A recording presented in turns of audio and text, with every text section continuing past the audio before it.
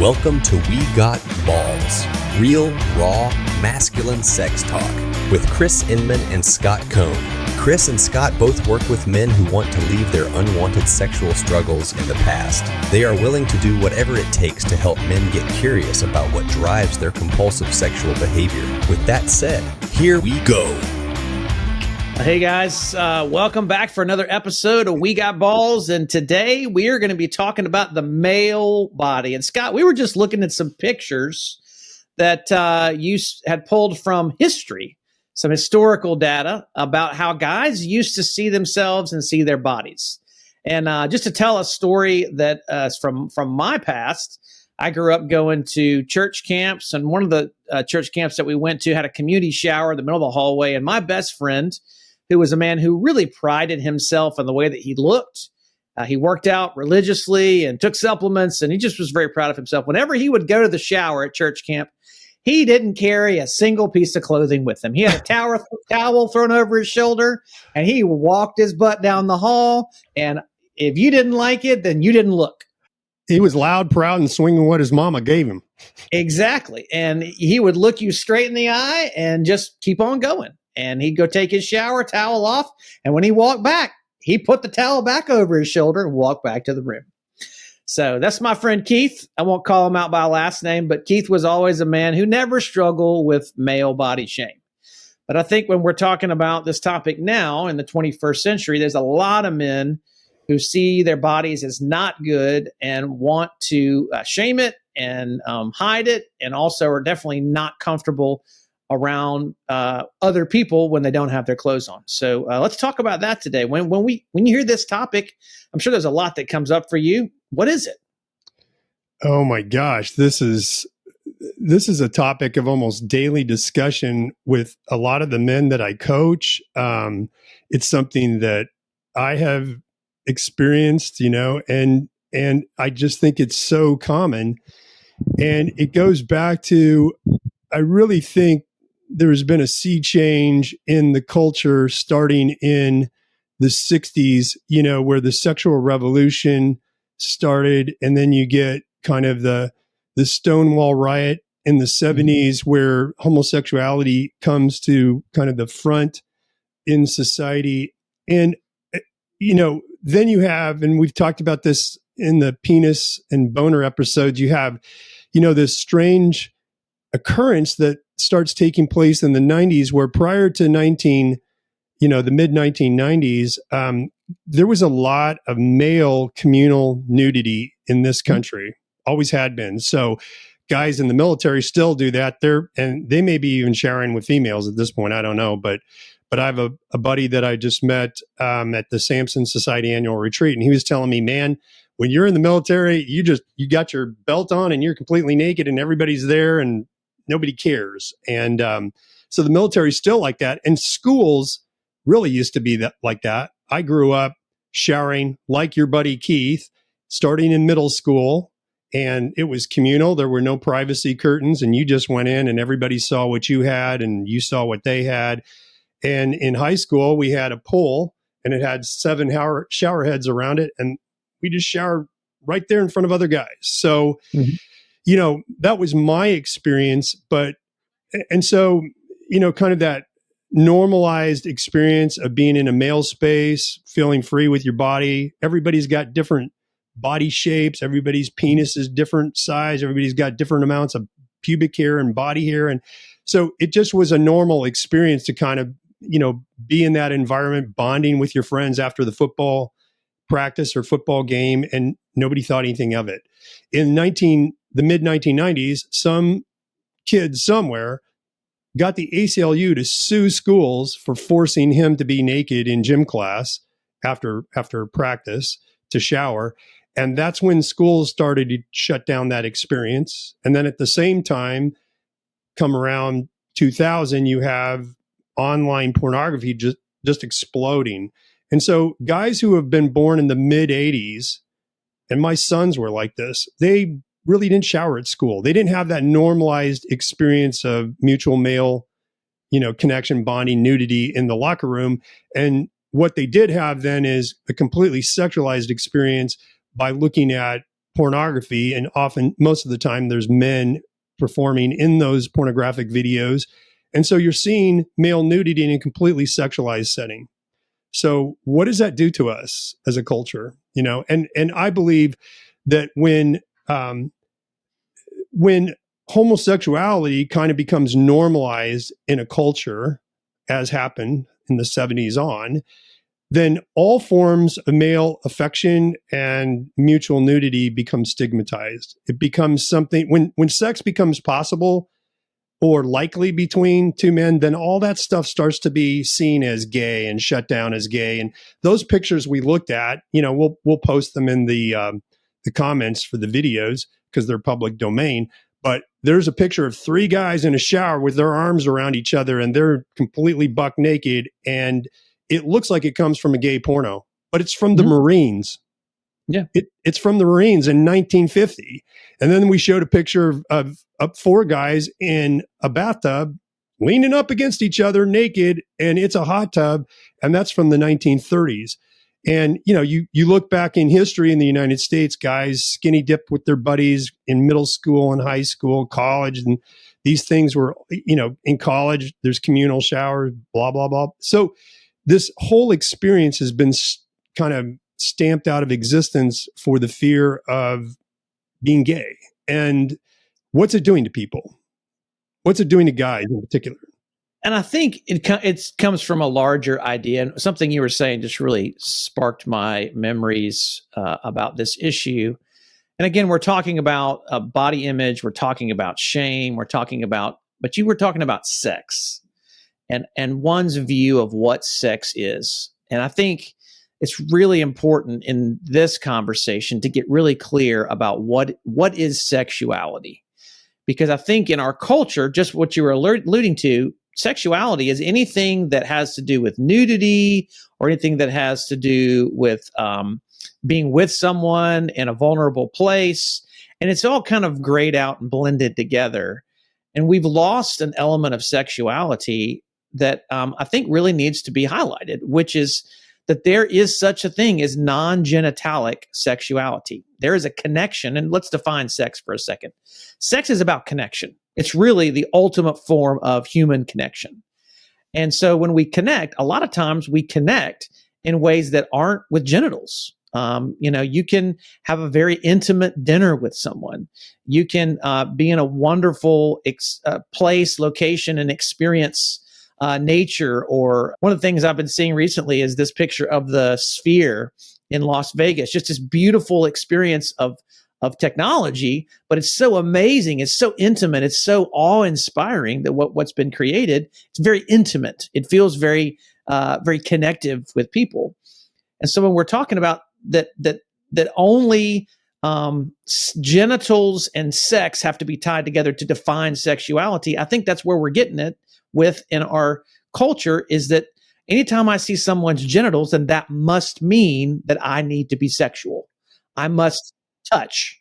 Yeah, and even when physical touch is involved, that must be sexual, Sure, right? sure. Or let's take it a little further. Even when sexual arousal is experienced in the body, that must be sexual. Oh, so I think we're getting even clearer in the respect that, so anytime there is any sense of emotional, physical excitement, then there is an aspect of sexuality that's present. And I think what we need to do is back that up.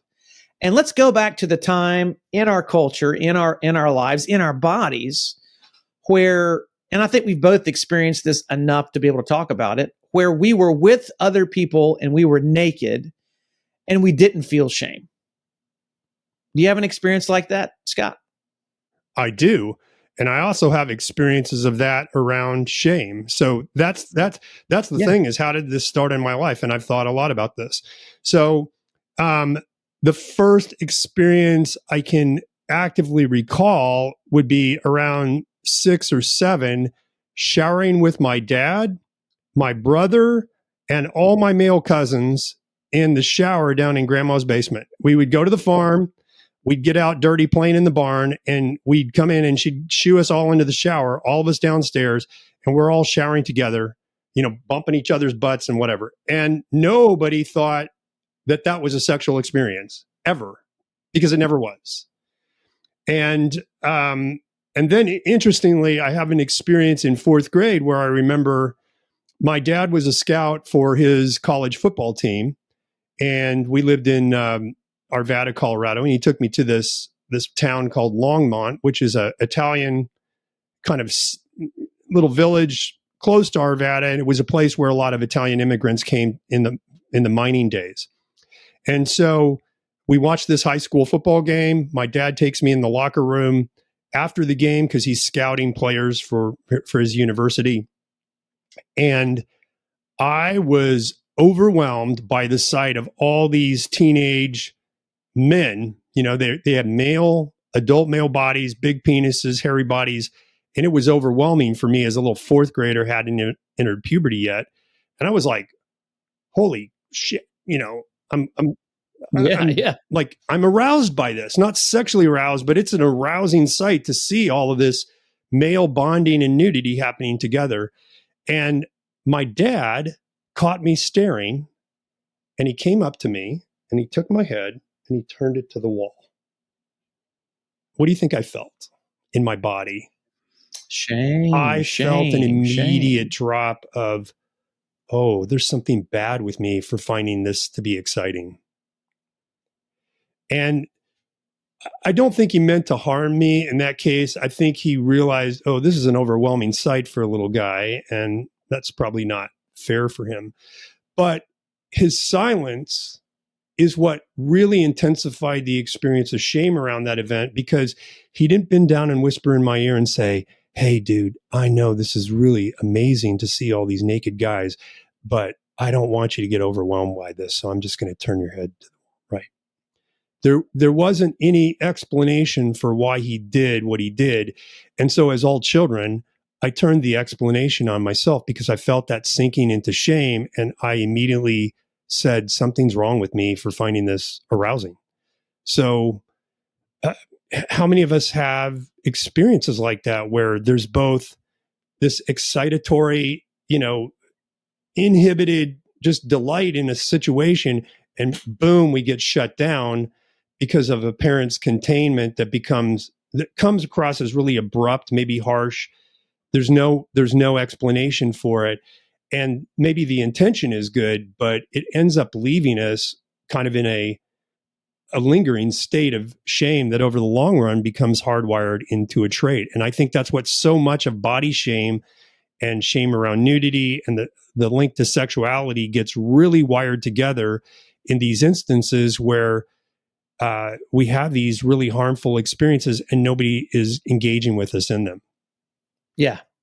And I think that key point there is interesting, that silence piece, because I don't have any stories about showering with my dad or even being in a physically vulnerable place with them. I think I may have one memory back when I was a kid of walking in my parents' bedroom and my dad had come out of the shower and he didn't have any clothes on. And that's kind of, you know, my experience around male nudity in my home. And really all my other experiences around this come in environments like you were talking about, is I would go to the locker room at school playing football, or I would go on a trip where there would be a communal shower. We would all take showers together as guys. And for me, that really, the only thing that I was looking at, ironically, I wasn't even looking at anybody's genitals. I was looking at people's muscles. I wanted to be more muscular. I was a skinny kid. I was a short kid when I was younger, and really didn't have that physique, that prototypical masculine physique like my friend Keith did. One of the reasons that Keith was so proud to walk to the shower naked is he'd done the work, and he was cut. I mean, he had the six pack, he had the pecs, he had the quads, he was ripped. And so here I am. I'm not fat. And again, that's a whole nother issue of body shame that we can go on to with people who struggle with their weight for sure. But I'm skinny. I don't have very much muscle. You know, for me, gratefully, I'm not struggling. I'm just an average guy with my penis size. So I wasn't really looking at that. I just kind of fit in with everybody else. But the reality was I was looking to compare myself to other guys because I wanted to be with them. I wanted to be accepted by them.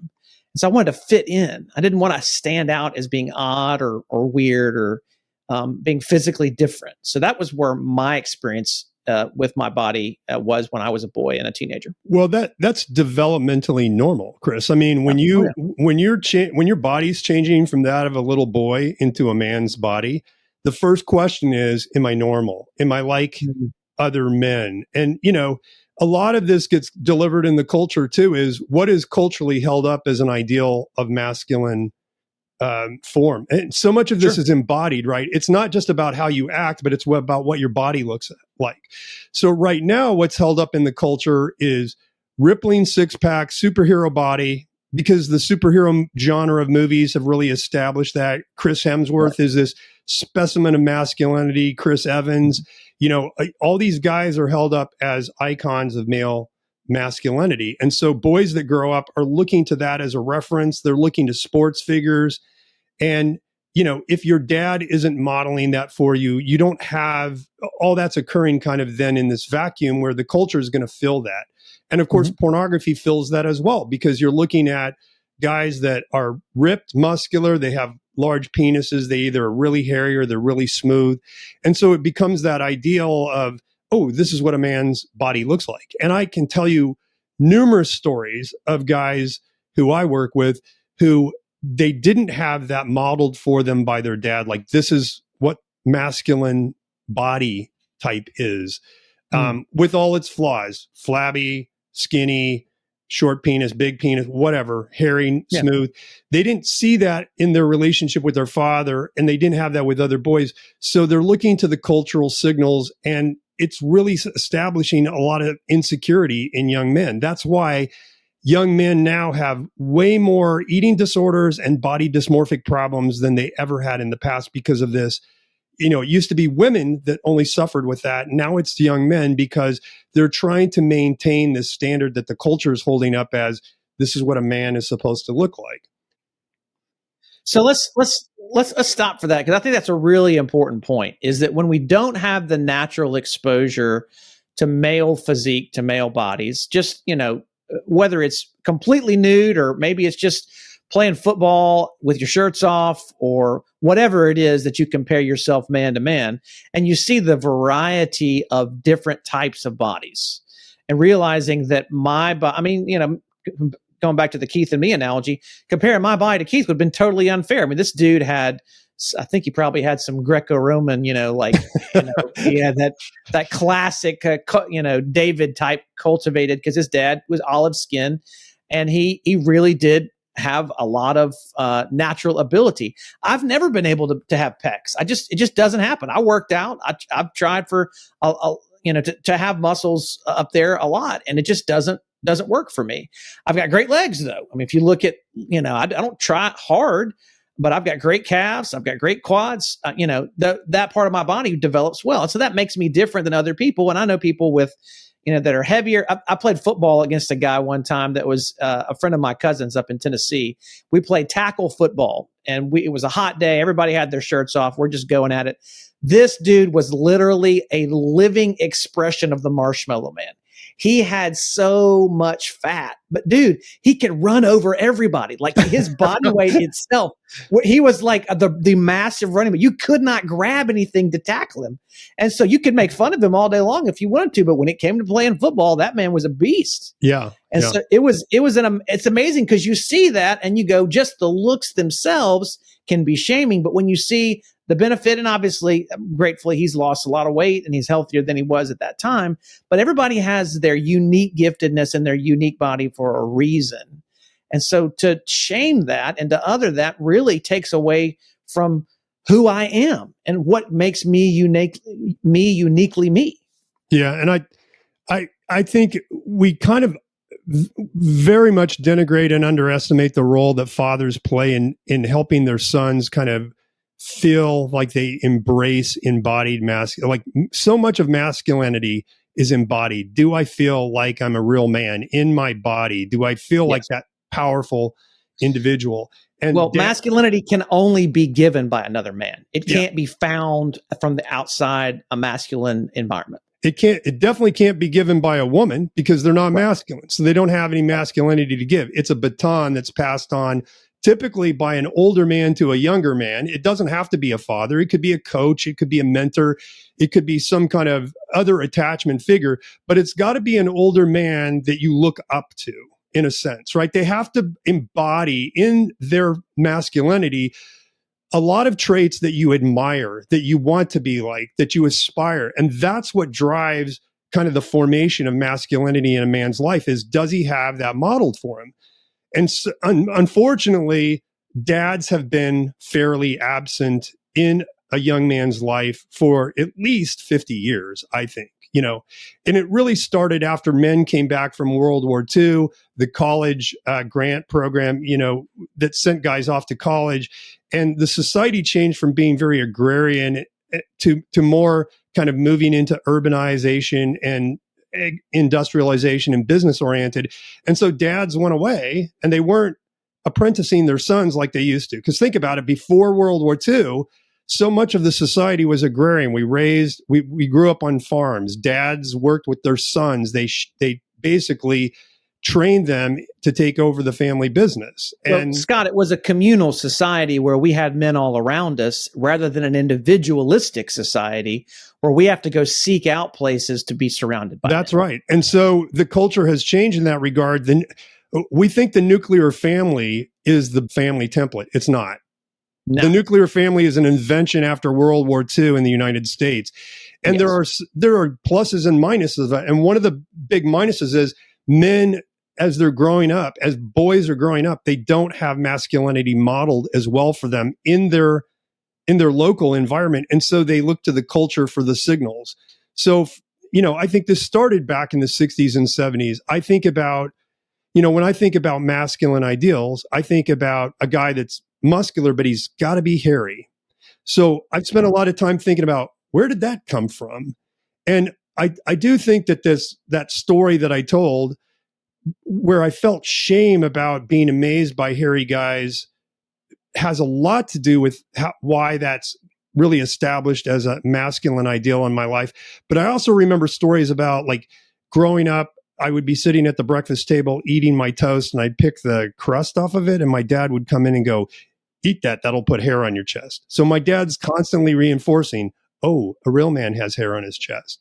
The biggest movie star when I was growing up and started to go to movies was Robert Redford. And I remember seeing Butch Cassidy and the Sundance Kid, and I remember The Sting, and I remember Jeremiah Johnson. I must have seen Jeremiah Johnson 30 times. We loved that movie. And Robert Redford is a hairy dude. And so my icon for what a masculine man is like was established by those movies, and by my dad continually reinforcing that, and then by that experience of shame. And so, it's just interesting to be open and curious about, how did this come about in my life? And so Scott, let me put a pause there. Just keep that thought in your mind. I've just had this realization. When did the shaving, waxing epidemic in both sexes really take off? It's been in the last 30 years. It's almost like an anthropomorphization of we're neither male nor female. We're gender neutral. And so nobody has hair. It started with women removing all their hair, of course. And that was the rage back in the 80s, 90s, and early 2000s. And now it's guys. It's manscaping, right? Because to take hair off means that you're more, I don't even know what the word is, suave or sexy or attractive. And yet what we've lost is the differentiation of, hey, some men are hairy, and that's a good thing. Yeah. Oh, we could talk about this quite. Like I have a lot of younger, like my sons are in this 20 to 30 year age range. I have a lot of close friends that are in that age range, and those guys take it all off, all of it. And I'm like, why do you want to do that? That's glorious. Stop doing that. Yeah. But that is their ideal, that a real man isn't hairy. That's gross, and it's disgusting. And so it's just really interesting how those cultural norms form. Romans and the Greeks were like that too. They took all the body hair off because that was seen as the masculine ideal. And these things come and go and change based on cultural whims. But if you want to know really what's driving your template for what a man's supposed to be like or what a woman's supposed to be like, you have to be curious about thinking about, what are the messages that I've just kind of glommed into? This is what culture does. This is the statement I like to make. Culture is like water for fish. If you go up to fish and go, how's the water today? They go, what's water? Yeah. Culture is like that. We don't understand how culture seeps Culture is what's it. normal. Culture is what's normal. Yeah. So what are the areas where guys feel a lot of body shame? This is what I hear continually. Height. I'm either too short or I'm too tall. Right. Penis size, 100%. Definitely penis size. Yeah, I'm either, it's usually I'm not long enough or I'm not big enough, but also guys can feel like they're too big, or their long penis or big penis is a source of harm for them. Or shape. Penis shape as well. Shape of penis, right? I'm curved too much. I used to get called a chode as an insult. If you don't know what a chode is, it's a short, chubby penis, So yeah. So there's bend, there's circumcised and uncircumcised. That's true. Now this is changing in the culture too. About 70% of men have been circumcised in the United States. We're the only country outside of Israel that has that higher percentage of circumcision. And it's really not necessary from a medical standpoint, but people have a lot of big issues around this. And one of the guys that I've worked with, his circumcision was really messed up. And he comes to so this is a really heart-rending story. He comes to his dad as a little boy. His dad was uncircumcised. And he said to his dad, how come my penis doesn't look like yours? And his dad said, well, the doctor messed it up, but we should have got that fixed, but we didn't really bother to do this. Yeah. So, it's not a big deal. Well, he didn't really engage his son in where his son was hurt. And this guy, when he was 11, to reverse his harm, went and stood naked in front of his picture window to show the world, here I am. And the police come and arrest him, and his mom and dad come and pick him up. But here's where the real harm of the story is. There was complete silence about what he had done. And all he was looking to do is feel good about his body. And it's really driven his life as an adult man to have so much shame around his penis because he's not circumcised or uncircumcised the way he should be. And, I've heard stories either way on this. Guys, get circumcised and they feel ashamed of it because of these reasons. Or I know a guy who was the only member of his family out of 6 males to be uncircumcised. And he felt completely ostracized in the locker room and afraid of showing his penis because of that. So there's no winning on the penis thing. You're going to be made fun of for something somewhere. And unless you own it as yours. Unless everyone is different. So this is the role that dads play in a son's life is that is an awesome penis. God made you that way. Be proud of it, son. It's awesome. All right. Daddy Scott, thank you for that. I appreciate that. Just take that blessing, guys, and realize that that's what you need in that arena. But there's other areas of shame as well. I mean, there's body shape and fitness. There's, I know some guys who are really ashamed about being skinny and thin. And they feel like I can't put any weight on. I can't build any muscle. I'm not enough of a man because I can't build enough muscle. There's guys who are on the other side that I can't keep the weight off. Everything I eat goes straight to my belly, and I have no muscles anywhere else. Yep. And so all these areas are sources where we can feel a lot of shame about our bodies. And so what do we do about that? When you're struggling with body shame, it's going to show up in your arousal template in some ways because you're trying to deal with that sense of, I don't feel good enough in the body that I have. And so the tendency could be to fantasize about, guys that have the perfect body, or it could be fantasize about women who are into fat guys or whatever. You're going to look to take that harm and try to reverse it in some way. So how do you get out of that? You've got to start to honor and bless the body that you have. And there's always a gift that we don't see in our bodies and in our hearts and in our minds that we're looking to shame and put down, that someone else, another man, can welcome and bless. And so I would even back it up even more than that, Scott, and say that what we really need to do to take care of our shame is to surround ourselves with people who can see us more compassionately and kindly than we see ourselves. We need a safe group of guys. Totally agree. Again, back to the point about masculinity. Masculinity is formed from other men in community. It's when other men look at you and say, man, you're awesome at this. You're really good at this. This looks great. You know, and so I think it's important to honor the things that God says about us and our bodies. You know, you're fearfully and wonderfully made. Who made your mouth? Who made your penis? Who made you hairy or smooth?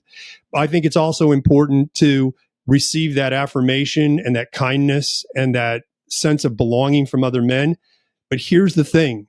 If you don't do the work of blessing yourself, none of those other affirmations are going to penetrate your shield. Yeah. Because you've got a shield up that says, I'm not good enough. Well, and I would say yes, and partnered with that is surrounding yourself with people who can bless you. Because those two things go together. I cannot bless myself unless I can receive the blessings of others. I can't just muscle up and man up, because that's where anorexia comes in, or that's where, steroids comes in, or that's where penis enhancement comes in, because I feel like I've got to take care of this. No, you don't. You got to be willing to receive the goodness that you can't see at the moment, so that you can accept the reality of how you are made good. So can I close with the story too? Because I do it. All right. So last year at about this time is in January, my best friend and I were working out at the gym, and we were talking about some of the struggles that I'd had. And, he said, you just want to be seen and affirmed, don't you? And I'm like, yeah, I do. And he said, how can I help you? And so I took a risk and I'd actually been praying about this. I said, honestly, could you get naked in the locker room with me? Because previous to that, when we'd go in the locker room, he'd have a towel on and he'd pull his shorts off, and then we'd go shower and he'd put his towel back on and pull his shorts on. And that's what a lot of young guys do. And it was making me feel like, is he embarrassed to be seen around me? Am I making him uncomfortable? What's going on? And so he said, oh, okay. And we went down to the locker room and we went to get in the showers, or we were going to go sit in the sauna, and he just pulled it all off for the first time. Mm-hmm. And I felt so loved and cared for. And I told him after we were leaving, I said, thank you for hearing my need, to kind of have that male bonding and not have the walls up, so to speak. I felt really loved. And he goes, of course. And then, we've done it with him and another buddy since then multiple times. And it was just such a freeing, just sense of belonging and camaraderie. And so these can be really healthy experiences. You want to be safe in it. You want to make sure you're with safe people, and in a safe environment. But yeah, it's something that's really been a big source of blessing in my life as well. Exactly. And that's what I would call emotional sexuality. I'm intimate with someone else. I'm seen and known and understood with them, but it's not about touching genitals. It's not about having orgasms. It's about being heart to heart connected. Yep. There is a sexuality that exists. And even with us as friends, I love you as a brother and we are friends together. And there's a sexuality to that I think is really important to recognize, that it's totally different than the sexuality that a lot of people like to use to objectify. This is not about objectifying. This is about being with and being connected in the truest version of our full selves. So I'm glad we both have those experiences and have those experiences to look forward to, and hope you guys will be willing to explore that as well. If we can help process some of the pain that you have around your body shame, reach out to us. We'd love to connect with you and continue to work through the stories of your life that you're wrestling with, so that you can find that intimacy, that connection, that sexuality that makes you come alive and makes you feel whole. So, Scott, as we close it off. So guys, thanks for being with us here on We Got Balls. Why do you say we got balls? We got balls. We got balls, and so do you. Take care, guys. Bye, guys. Don't forget to subscribe for more episodes. You can connect with Chris at pornfreemasculinity.com and with Scott at successfulmen.com.